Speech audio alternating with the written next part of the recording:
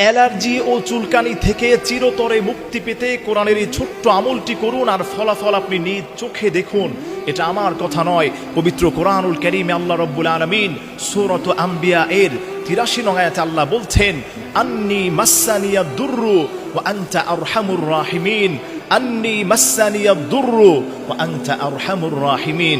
হযরত আইয়ুব আলাইহিস সালাতু ওয়াস সালামকে আল্লাহ পাক যে কুষ্ঠ রোগ দিয়েছিলেন, তার যে রোগগুলো দিয়েছিলেন, এই রোগ থেকে যখন তিনি আল্লাহর কাছে দোয়া করেছিলেন, এই ৮৩ নং আয়াতের অংশ বিশেষ থেকে তিনি আল্লাহর কাছে দোয়া করেছিলেন, আল্লাহ রব্বি আন্নী মাসসানিয়াদ দুররু ওয়া আনতা আরহামুর রাহিমিন। হে আল্লাহ, আমার শরীরের মধ্যে, আমার শরীর তো পচে গিয়েছে, এই পোকা মাকড় আমার শরীরের মধ্যে বসে যাচ্ছে, আল্লাহ এই রোগ থেকে তোমার কাছে আমি পানা চাই। আইয়ুব আলাইহিস সালাতু ওয়াস সালাম যখন আল্লাহর কাছে এই কোরআনের অংশ বিশেষ পড়ে দোয়া করেছিলেন, আল্লাহ সুবহানাহু ওয়া তাআলা আইয়ুব আলাইহিস সালাতু ওয়াস সালাম, আইয়ুব নবীকে আল্লাহ তাআলা শিফা দান করেছিলেন। এজন্য আমার প্রিয় ভাইরা, আমার প্রিয় মা বোনেরা, আজকে কোরআন থেকে আপনাকে আমি আমলটি দিচ্ছি। অনেক ছেলে মেয়েদের চুলকানি হচ্ছে, অ্যালার্জি হচ্ছে, অনেক মুরব্বী বাবাজিরা অনেক কষ্ট পাচ্ছেন। আপনারা এই কোরআন থেকে ছোট্ট আমলটি নেওয়ার চেষ্টা করেন। যারা আরবিতে পারেন তারা আরবিতে এটা শিখে ফেলার চেষ্টা করেন। আরবি আপনার কষ্ট হচ্ছে, বাংলা উচ্চারণ লিখে লিখে আপনি আমলটি করার চেষ্টা করেন। এক সপ্তাহে আমলটি যদি আপনি করতে পারেন, পানির মধ্যে ফু দিয়ে যদি ওই পানিটাকে নিজে খাবেন, এমন আপনার পুরো শরীরের মধ্যে তাকে ছিটিয়ে দেওয়ার চেষ্টা করবেন। আপনি গোসলও করতে পারেন। এক সপ্তাহ যে কন্টিনিউ যদি এই আমলটা করতে পারেন, আল্লাহর কসম খেয়ে বলি, আপনার যত পুরনো অ্যালার্জি হোক, চুলকানি হোক, দাউত, একজিমা হোক, আল্লাহ তাআলা এই রোগগুলো থেকে আপনাকে মুক্ত করে দিবেন।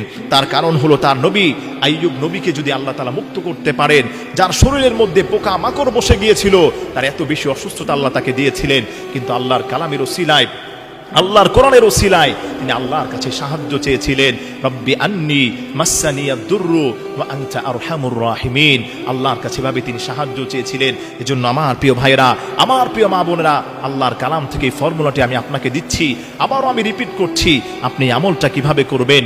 আপনি প্রতিদিন সকালবেলা এবং এশার নামাজের পরে, দুইটা টাইম, আপনি ফজরের পরে প্রথমে আপনি যে কোনো 3 বার দুরূদ শরীফ পড়ে নেবেন। দুরূদে ইব্রাহিম আপনি পড়ে নিতে পারেন, কারণ দুরূদের এত বেশি ফজিলত বলা হয়েছে।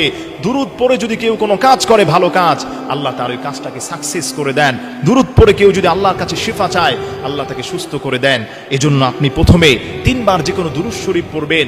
এরপরে আপনি পড়বেন, আন্নী মাসসানিয়াদ দুররু ওয়া আনতা আরহামুর রাহিমিন, আন্নী মাসসানিয়াদ দুররু ওয়া আনতা আরহামুর রাহিমিন।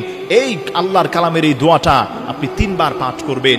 এরপরে আপনি আবার 3 বার দুরূদ শরীফ পাঠ করার চেষ্টা করবেন। যে কোনো দুরূদ শরীফ আপনি পারেন, 3 বার এই দুরূদ শরীফটি আপনি পাঠ করার চেষ্টা করবেন। এভাবে করে আপনি 1 গ্লাস পানির মধ্যে আপনি ফু দিবেন। পানির মধ্যে ফু দিয়ে এই পানিটাকে আপনি নিজে খাবেন এবং গোসল করবেন। এরপর আপনি এশার নামাজের পরেও সেম একই কাজ করবেন।